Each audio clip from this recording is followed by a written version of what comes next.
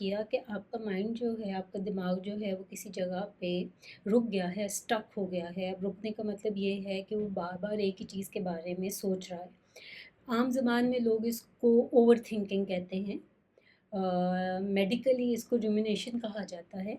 और ज़्यादातर जब हम ये देखते हैं कि हमारा मूड लो हो या हम एंग्जाइटी में हों, डिप्रेशन में हों, सैडनेस हो, तो तब आपका माइंड किसी एक जगह पे स्टक हो जाता है। स्टक होने का मतलब ये है कि आप किसी एक ही सोच में मुब्तला रहते हैं, वो सोच बार बार आती है, ये एक लूप की तरह होता है।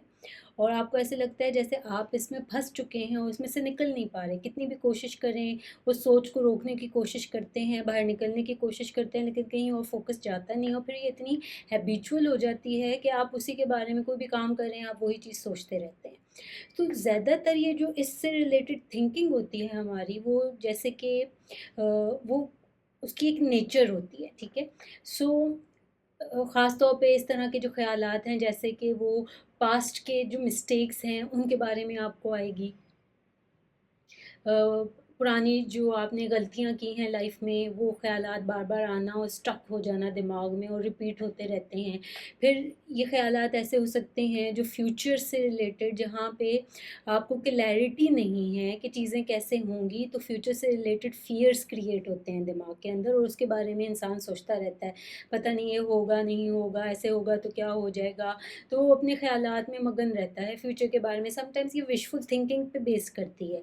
यानी आपकी वो विशेज़ जो पहली पुरानी ख्वाहिशात थी, पूरी नहीं हुई, आपके मुताबिक आपकी जो एक्सपेक्टेशंस थी उस पे नहीं पूरी उतरी, तो उसके मुताबिक आपको ख़यालात आ सकते हैं। फिर ये फ्यूचर से रिलेटेड आपकी विशफुल थिंकिंग हो सकती है कि आप फ्यूचर के बारे में इतने परेशानी ख़यालात में, और आपकी जो जितनी भी विशेज़ हैं, यानी प्रैक्टिकली उन पे कोई काम नहीं करना, बस दिमागी ख़याली पुलाव पकाते रहना, ठीक।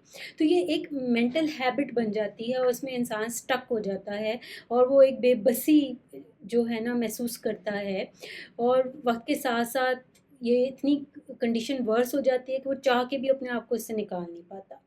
और इसका जो नुकसान है वो ये है कि वो आज पे फोकस नहीं कर पाता, और आज से रिलेटेड जो चीज़ें हैं, जो एक्शंस हैं, वो उधर उसका कंसंट्रेशन और फोकस नहीं होती, वो अपने हालात को बेहतर नहीं कर पाता और उसके हालात में बद से बदतर होते चले सम जाते हैं समटाइम्स। और लेकिन एक गुड न्यूज़ है, वो ये है कि हम इस साइकिल को ब्रेक कर सकते हैं, सीख सकते हैं, we can learn to break it. और जैसे कि अगर उसके कुछ स्टेप्स पे हम बात करें, तो पहला स्टेप ये होता है अवेयरनेस का, कि आपको ये अवेयरनेस हो जाए और आप नोटिस करना शुरू कर